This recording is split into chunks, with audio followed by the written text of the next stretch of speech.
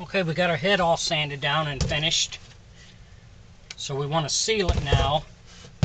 So I'm using some wood filler. A little more.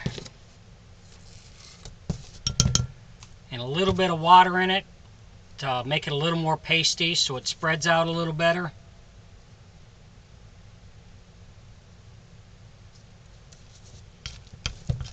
And we're going to coat the entire head with it. Let it dry for a day or two. Then we'll sand it down, and then we'll go back in and touch up where we need to touch up. And by that point, we should be ready to start painting.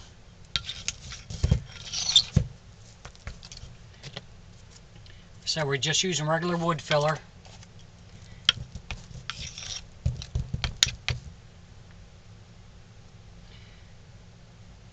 If you enjoy my videos, please like and subscribe on my YouTube page. I'd appreciate it.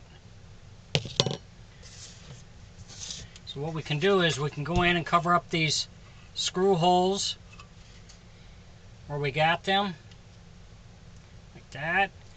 And then we're going to take this and coat the entire head with it. This will seal up all your little cracks.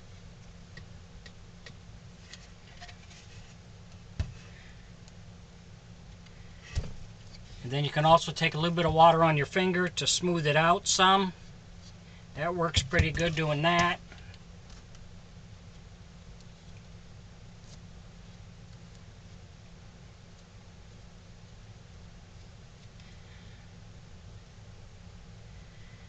So you get the idea there. So we're going to do the entire head, let it sit for a day or two, sand it all down, and then we'll come back and touch up and then sand that down, then we'll be ready for painting. Thanks for watching.